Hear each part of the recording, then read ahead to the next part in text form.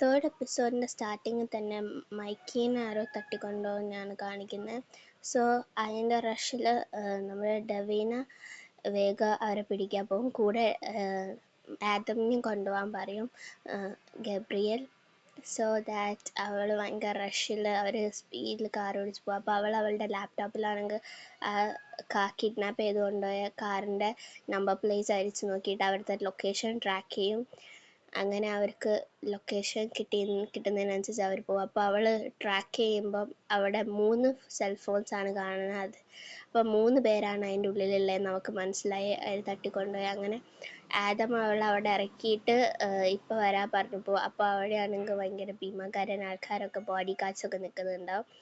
ഓള് അവരോട് തുറക്കാൻ പറയുമ്പോൾ തുറക്കത്തില്ല. പറയുമ്പോൾ അവൾ ഒറ്റയടിക്ക് തന്നെ അവരെ ഇട്ട് പഞ്ചറാക്കിയിട്ട് അവൾ നേരെ കയറിപ്പോകുമ്പോൾ അതൊരു കിച്ചൺ ഏരിയ ആയിരിക്കും.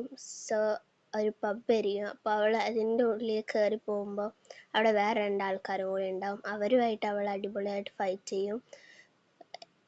ചെയ്തതിന് ശേഷം അവൾ നമ്മുടെ മൈക്കിനെയാണെങ്കിൽ തൂക്കിയെടുത്ത് അവിടെ നിന്ന് ഓടും.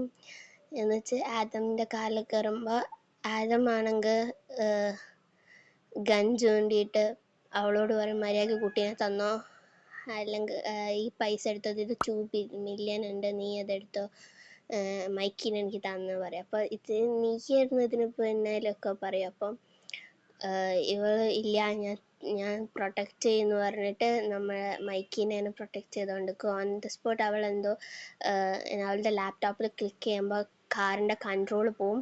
ആ ടൈമിൽ തന്നെ നമ്മുടെ ഡവീനയാണ് കാറിൽ നിന്ന് എടുത്ത് ചാടും. എന്നിട്ട് മൈക്കിനെ ഭയങ്കര ഹഗ് ചെയ്തിട്ട് അവനെ ഭയങ്കര സുരക്ഷിതമാക്കിയിട്ട് ഇങ്ങനെ കൊണ്ടുവരും.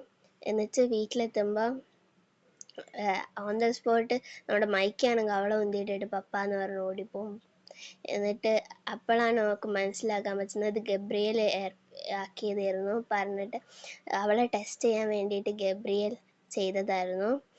സോ അവളാണ് ഇത് ചൂടാവും, എങ്ങനെ ടെസ്റ്റ് ചെയ്യാൻ, കുട്ടികളെ വെച്ചിട്ടാണോ കളിക്കാന്നൊക്കെ ചോദിച്ചു. അപ്പോൾ ഞാൻ ഇങ്ങനെ ട്രെയിനിങ് എത്ര ഉണ്ട് നോക്കിയതാണ് പറയുമ്പോൾ ഡവീന പറയും, എന്നെ വിശ്വാസമില്ലെങ്കിൽ എന്നെ എന്തിനാണ് നാനിയായിട്ട് തിരഞ്ഞെടുത്തതെന്ന് ചോദിക്കുക. അപ്പോൾ ആഞ്ചലീൻ പറയും, ബിക്കോസ് എനിക്ക് ആരെയും ഈ ലോകത്ത് ട്രസ്റ്റ് ഇല്ല. എന്തുകൊണ്ട് ചോദിക്കുമ്പോൾ പറയും, നീ പോലീസ് റിപ്പോർട്ട്സ് എടുത്ത് നോക്കിയാൽ മനസ്സിലാവും, എൻ്റെ ഭാര്യനെ മിസ്സിങ് ആണ്, 2 വർഷം ആയിട്ട് മിസ്സിങ് ആണെന്നാണ് പോലീസ് റിപ്പോർട്ടിൽ പറയുന്നത്. പക്ഷേ സത്യം എന്താണെന്ന് വെച്ചാൽ എൻ്റെ വൈഫിനെ ആരോ മർഡർ ചെയ്തതാണെന്ന് പറയും. എൻ്റെ വൈഫിനെ കുറിച്ച് ഇങ്ങനെ പറയുമ്പോൾ നമ്മുടെ മൈക്കിയുടെയാണ് മുഖം വാടും. അപ്പം ഡവീന പറയും, ഇത് നല്ല പ്ലേസാണെന്ന് തോന്നുന്നില്ലേ കോൺവെർസേഷൻ നടത്താൻ. അപ്പം മൈക്കിനോട് മേലേക്ക് പോകാൻ പറയും. അപ്പോൾ ഈ ടോപ്പിക്ക് മാറ്റാൻ വേണ്ടിയിട്ട് ഡവീന ചോദിക്കും, മൈക്കിയുടെ റൂം ഏതാ ചോദിക്കും. അപ്പം ഡവീന പറയും, കേർട്ടൻസ് ഇട്ടതല്ലേ എന്ന് ചോദിക്കും. അപ്പോൾ മൈക്ക് പറയും അല്ല പറയും. അപ്പോൾ ആ ഫ്ലവർ ബോക്സ് ഉള്ളതാണോ ചോദിക്കുക. അപ്പോൾ ഫ്ലവേഴ്സ് ഒന്നും എൻ്റെ റൂമിലില്ല, വാ ഞാൻ കാണിച്ചു തരാൻ പറഞ്ഞിട്ട് അവളെ കൂട്ടിപ്പോവും. സോ അപ്പം ഗബ്രിയേൽ പറയും 10 മിനിറ്റിനുള്ളിൽ എൻ്റെ സ്റ്റഡിയിലെത്തണം പറയും. അപ്പോൾ മൈക്ക് ചോദിക്കും, ഇത് ആ ടോപ്പിക്ക് മാറ്റാൻ വേണ്ടി ചെയ്തതല്ലേ ചോദിക്കുമ്പോൾ ഡവീന പറയും, അല്ല, ഞാൻ അതിനൊന്നും വേണ്ടി ചെയ്തതല്ല പറയും. എന്നിട്ട് ഡവീന ചിന്തിക്കും, ഈ കുട്ടിക്ക് നല്ലോണം ആക്ട് ചെയ്യാൻ അറിയാമല്ലോ, ഇവർ കിഡ്നാപ്പിങ് നടത്തിയിട്ട് ആ കുട്ടി ഒന്നും അറിയാത്ത പോലെ നിൽക്കുന്നുണ്ടല്ലോ എന്നൊക്കെ വിചാരിക്കും. സോ നമ്മുടെ മൈക്ക് പറയും, ഇത് പണ്ടത്തെ വീട് പോലെയല്ല, ഇവിടെ കുറേ ബേബി സ്റ്റഫ്സ് ഉണ്ട് പറയും.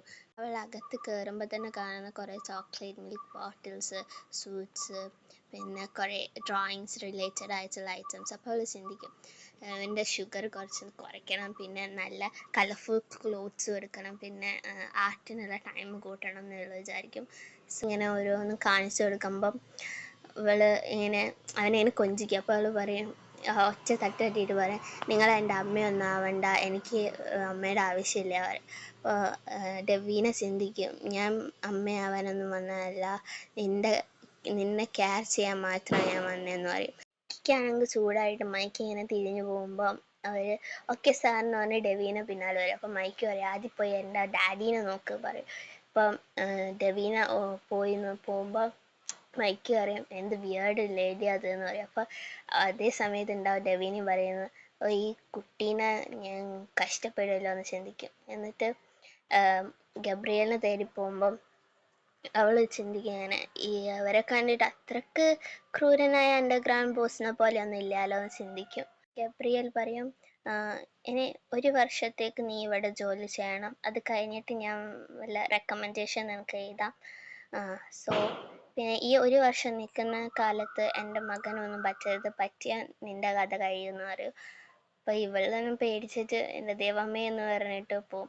എന്തായാലും ഇവൻ എന്നെ കൊല്ലുന്നുള്ള രീതിയിൽ നിൽക്കുന്നു ഡെവിന. സോ പക്ഷെ എലൈറ്റ് നാനി ഒരിക്കലും തോക്കില്ല പറഞ്ഞിട്ട് അവൾ ഭയങ്കര കോൺഫിഡൻ്റ് ആയിട്ട് നിൽക്കും. അപ്പം പുറത്ത് ആദം നിൽക്കുന്നുണ്ടാവും. അപ്പോൾ ആദം പറയും, നീ ഈ വീട് ഫുള്ള് ചുറ്റി കറങ്ങി നോക്കിക്കോ പറയും. അപ്പം ഇവക്കതാണെങ്കിൽ അവളെ റോസ്റ്റ് ചെയ്യുന്ന പോലെ ഫീൽ ചെയ്യുന്നത് ആദം പറയുന്നതൊക്കെ. സോ ഇവള് നോക്കുമ്പോൾ ഇത് വലിയൊരു കൊട്ടാര പോലെ തന്നെയുള്ള വീടായിരിക്കും. പക്ഷെ ഒരു കുട്ടി കളിക്കാനുള്ളതൊന്നും അവൾ കാണത്തില്ല. അപ്പോൾ അവൾ ചിന്തിക്കും, അവനെ മൈക്കീനെ ഞാൻ നാളെ പാർക്കിൽ കൊണ്ടുപോകണം തോന്നുന്നു, ഇവിടെ ഒന്നും കളിക്കാതെയാണ്. അപ്പോൾ അവളെ റൂം അങ്ങനെ കണ്ടുപിടിക്കുക. ലാപ്ടോപ്പ് ചാർജിന് ഇടാൻ നോക്കുമ്പോഴായിരിക്കും അവൾ ഓർക്കുന്ന അവൾ ലാപ്ടോപ്പ് കാറിൽ വെച്ച് മറന്നിട്ടുണ്ടാവും. സോ അവളിങ്ങനെ അത് ആലോചിക്കുമ്പോഴായിരിക്കും ഗബ്രിയേൽ ബാക്കിൽ വന്നിട്ട് ഡിന്നർ കഴിക്കാവാ പറയും. അപ്പോൾ അവളിങ്ങനെ എൻ്റെ ലാപ്ടോപ്പ് പറയുമ്പോൾ ഗബ്രിയേൽ പറയും, ഞാൻ പറയാം ആദമിനോട് കാറിൽ നിന്ന് എടുക്കാമെന്ന് പറയും. അപ്പോൾ ഇങ്ങനെ പോകുന്ന വഴിക്കിനെ ചോദിക്കും, മൈക്കിനെ വിളിക്കേണ്ടത് പറയും. അപ്പം മൈക്ക് എപ്പോഴും അവൻ്റെ റൂമിൽ നിന്നാണ് കഴിക്കാൻ പറയും. അപ്പോൾ രവീന പറയും, അവന് കുറേ ശീലങ്ങൾ മാറ്റാനുണ്ട്, അവൻ കുറേ നല്ല ശീലങ്ങൾ അവനെ പഠിപ്പിക്കാനുണ്ട് പറയും. അപ്പം ഗബ്രിയേലിന് ചൂടാവാൻ പറയും, എനിക്ക് എൻ്റെ മകനറിയാം, നീ അവൻ്റെ ഫീലിങ്സിൽ കളിക്കണ്ട, അവൻ്റെ സേഫ്റ്റി മാത്രമേ നീ നോക്കിയാൽ മതി, അല്ലാതെ ഒന്നും ചെയ്യണ്ട പറയും. അപ്പം അതെല്ലാം നമ്മുടെ മൈക്കി ആണെങ്കിൽ അവിടെ നിന്ന് അതെല്ലാം കേൾക്കുന്നുണ്ടാവും. അപ്പം ഡെബീനെ ശ്രദ്ധിക്കും മൈക്കി അവിടെ ഉള്ള കാര്യം.